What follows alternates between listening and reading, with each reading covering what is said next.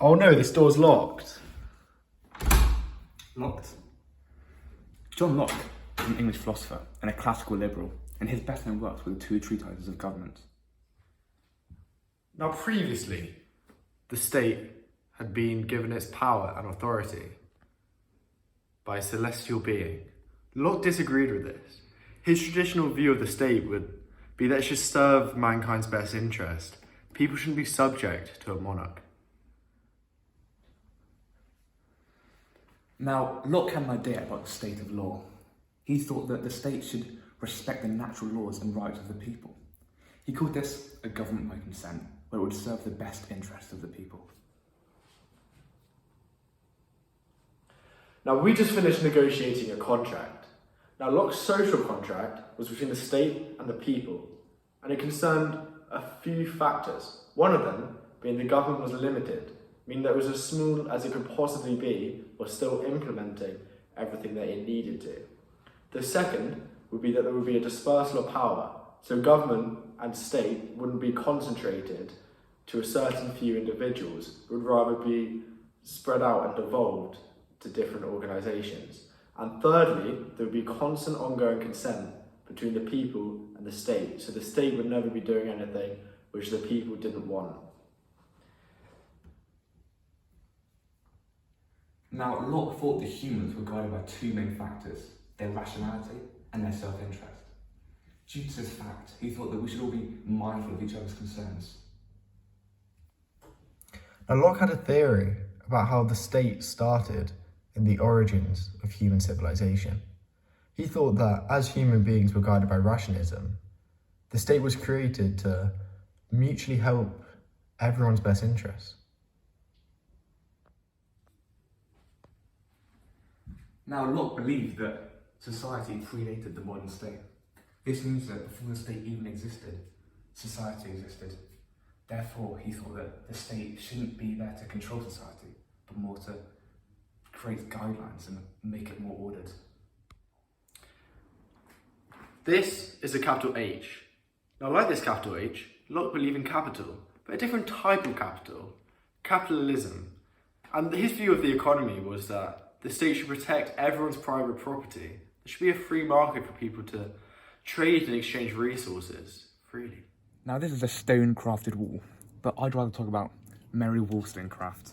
Now, Mary Wollstonecraft was an English philosopher, and she was best known for her works of vindication of the rights of women. Now, when you're asking, what type of liberal was she? Well, she was a classical. Now, feminism has gone from the suffragettes to hippie 21st century men with beards, but it really started with Mary Wollstonecraft. She argued that women were viewed as irrational and thus denied freedom and equality. Women had no right to land or legal protection. This was a violation of government by consent, something which Locke had previously written about. Society was missing out on women's intelligence, and the subjugation of women led to mostly the subjugation of liberty. Women wanted education, and she believed this was a vital right to each and every female.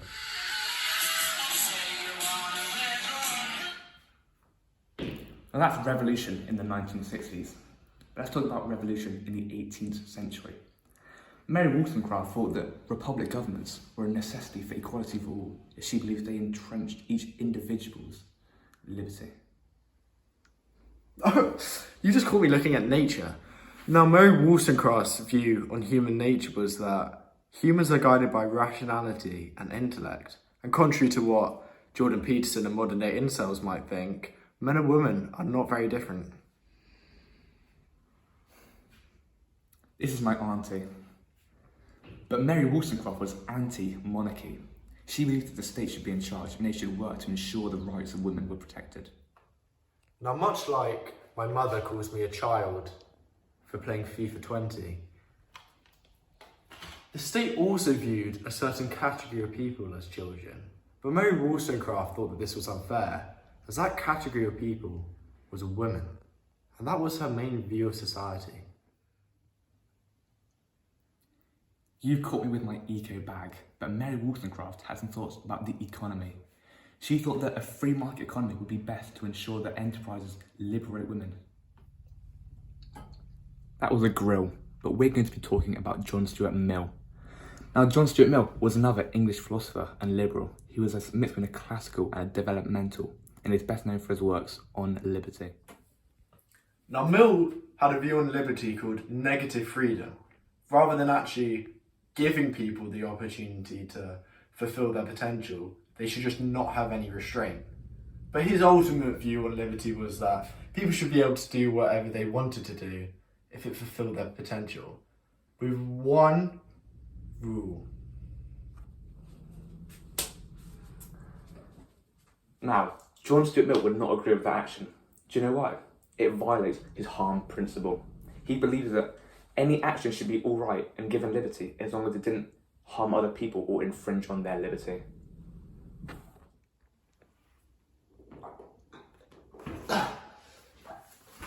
Now, how would Mill agree with that? He believed in developmental individualism, which is when people should push themselves as much as they could to fulfill their true potential. There's nothing I hate more than champagne, but there's nothing John Stuart Mill hated more than the tyranny of the majority. This is why he, on some occasions, disagreed with democracy, because he thought it was susceptible to this challenge. Now, Mill's view on human nature was that all in all, we are rational. This is a broken part of a chair, and much like that chair, human nature isn't fixed. We are constantly progressing to new things, and we should be given the liberty to try to constantly become better. Everything, including humans, is constantly in a state of change. I was just meditating, practicing mindfulness. But John Stuart Mill thought we should be mindful of minorities. This is just all part of his ideal state, where there'll be a representative democracy that will look out for all aspects of the society. Okay, black spiced rum increases the tolerance for alcoholics. Now, Mill agreed with a certain type of tolerance. Not this type, but tolerance nonetheless. Tolerance of other people. This all fed into his ultimate view of what society should be like. Other aspects, such as individuality and self-improvement, were also at the nucleus. I was just lazing around, but Mill believes in laissez-faire capitalism. This is when he believes in the individual initiative and the individual enterprise that was available to everyone in society. Now, Betty Friedan was an American philosopher and a modern liberal, and she was best known for her work, The Feminist. Friedan, more like freedom.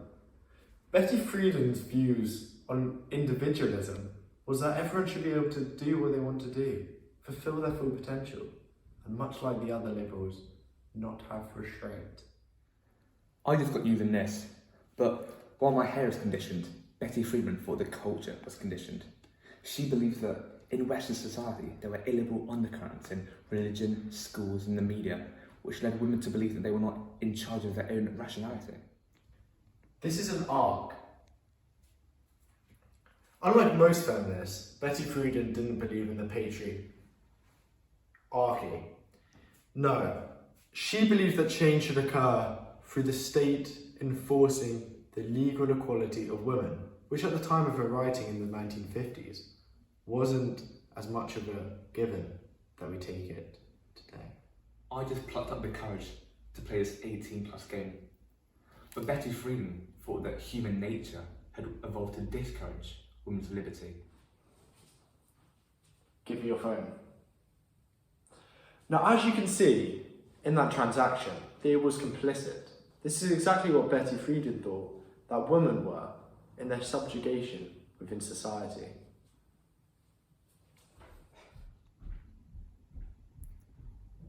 This iPhone is disabled, but unlike this iPhone, Betty Friedan thought that free market capitalism was only good if it enabled women's liberty. Now, I just broke a rule, but let's talk about a different type of rule. John Rawls was an American philosopher and modern liberal, and he is best known for his works, A Theory of Justice. Now, below my feet are the foundations of this house. Rawls' foundational liberty was different to previous liberals. He believed that the law itself isn't enough to entrench people's freedom. Rather, we need to redistribute wealth to give everyone the same true equality of opportunity. I'm just enjoying that original taste. But John Rawls was more focused on the original position. He thought that if a person right now had to be placed on the earth with no idea of what class they'd end up in, any sane person wouldn't do that. They'd want a society with free distribution of wealth, for example. He theorised that as our society stands now, we must change it immediately. Now, John Rawls had lots of friends, so you could say he was sociable, but he wasn't a socialist. This is because even though we should reduce the gap between the rich and the poor, it wasn't a necessity, and that the poor have a better chance of getting rich under modern liberalism than the more state interventionist ideology, socialism. I was just thinking about shellfish, but John Rawls was often thinking about how selfish and yet empathetic man's human nature was. He thought we should value both the liberty and also the plight of others in our society. On FIFA 20, I've accumulated a large amount of wealth. In the real world, a lot of people have also accumulated a large amount of wealth. Now, Rawls' view on the state would be that the state should take this wealth and redistribute it among those who are less fortunate. As a result, they will have enhanced liberty, which they wouldn't be able to get otherwise.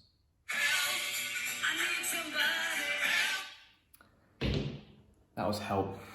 Now, John Rawls thought that the people who really needed help in society were the poorest. This is one of his core values of society. This is what I had for lunch.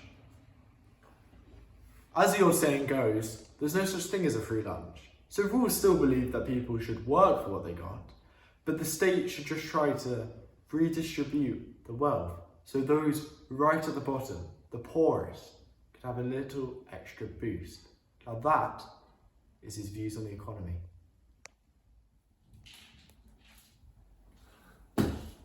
I was causing tension in my muscle. But let's talk about tensions within liberalism. The first one, human nature. All liberals believe that human nature has a characteristics of being individual, rational, and intelligent. But where they differ is that classical liberals believe that these characteristics are innate in humans. Modern liberals believe that these are only potential characteristics for which humans can become. Now, since quitting spiced rum, I've been practicing sobriety. But now let's talk about liberal tensions within society. Now, all liberals believe that society is a collection of individuals, each autonomous and trying to fulfill their self-interest and self-development. Classical liberals would say that society predates the state. Modern liberals would say that society should have positive liberty, which the state helps enforce. This is the state giving people tools to help enable their self-development. Neoliberals, however, believe that this has gone too far. There's a dependency culture. People rely on the state. And that some even go as far to abolish society as a concept and rather just have atomized individuals going towards their own interests, not helping one another.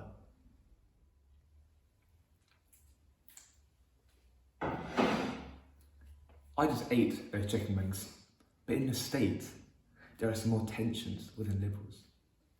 See, classical liberals believed in a negative liberty, where little state intervention would enforce the individual's liberty. But modern liberals disagreed with this. They believed in positive liberty, where more state intervention would enable individuals to achieve their liberty.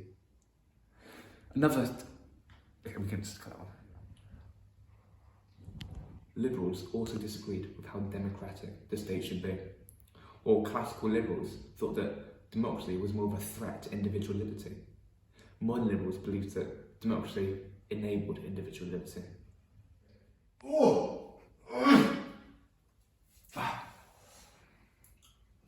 So the chicken wings. Following Locke's assertion that private property is a natural right, all liberals agree in private enterprise and all in all capitalism.